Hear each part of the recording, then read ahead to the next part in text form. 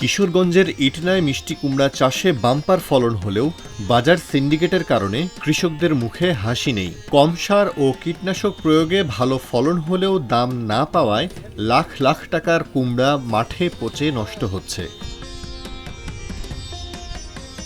আবহাওয়া অনুকূলে থাকায় মিষ্টি কুমড়ার বাম্পার ফলন হলেও কাঙ্ক্ষিত দাম না পাওয়ায় উৎপাদন খরচ ওঠানো নিয়ে শঙ্কায় আছেন কৃষকেরা। আমরা এই জায়গায় হাওড়ে 20 একর জমি করছি। আমাদের 20 একর জমি করতে আমাদের খরচ হয়েছে 10 লক্ষ টাকা। যে টাকা আমরা ইনভেস্ট করছি 10 লক্ষ টাকা, এই টাকাও আমরা মনে হচ্ছে না যে বিক্রি করতে পারবো। 30 কানি কাজ করছি, 30 একর।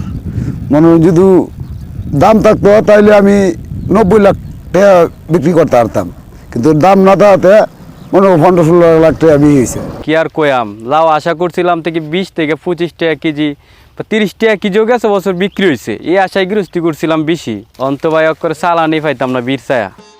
ইটনায় পতিত ও অনুর্বর জমিতে কম খরচে চড়া সুদে ধার দেনা করে সবজি চাষ করেছিলেন স্থানীয় কৃষকেরা। উৎপাদিত পণ্য যথাসময়ে বিক্রি ও ন্যায্য দাম না পেয়ে লোকসানের ঝুঁকিতে রয়েছেন তারা। আমরা তো ফসল করি, হাজার হাজার হেক্টর জমি করি, করলেও আমরা ফসলের ন্যায্য মূল্য পাইনি।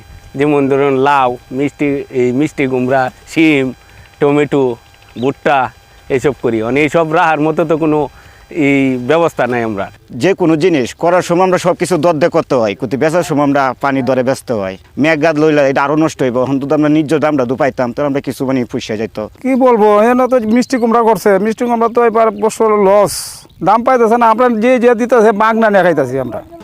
কৃষকেরা বলছেন ব্যবসায়ীদের সিন্ডিকেটের কারণে ন্যায্য দাম পাচ্ছেন না তারা। অন্যান্য বছর 20 থেকে 25 টাকা কেজিতে বিক্রি হলেও এবার নামমাত্র মূল্যে মিষ্টি কুমড়া বিক্রি করতে বাধ্য হচ্ছেন তারা। চলতি বছর আমাদের ইটনা উপজেলায় 205 হেক্টর জমিতে মিষ্টি কুমড়ার আবাদ হয়েছে। মিষ্টি কুমড়া যদি সংরক্ষণ করা যেত তাহলে আমাদের দেখা গেছে যে বর্ষার আগ মৌসুমে দামটা বেড়ে যায়, তখন কৃষক কিন্তু ভালো দাম পেত। তো এই ব্যাপারে আমাদের কৃষি মন্ত্রণালয় সারা বাংলাদেশেই যে বিভিন্ন কোল্ড স্টোরেজ যে নির্মাণের একটা পরিকল্পনা হাতে নিয়েছে।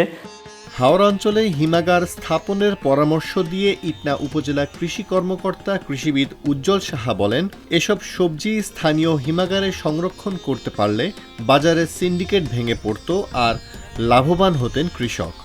উপজেলা কৃষি অফিসের মাধ্যমে আপনার কৃষকদের প্রশিক্ষণ দিয়ে থাকি। আমরা যে জমিতে দাঁড়িয়ে আছি এই জমিতে আপনার গতবার পদ্ধতি ছিল, তো এই জমিতে মিষ্টি কুমড়া আবাদ করা হয়েছে।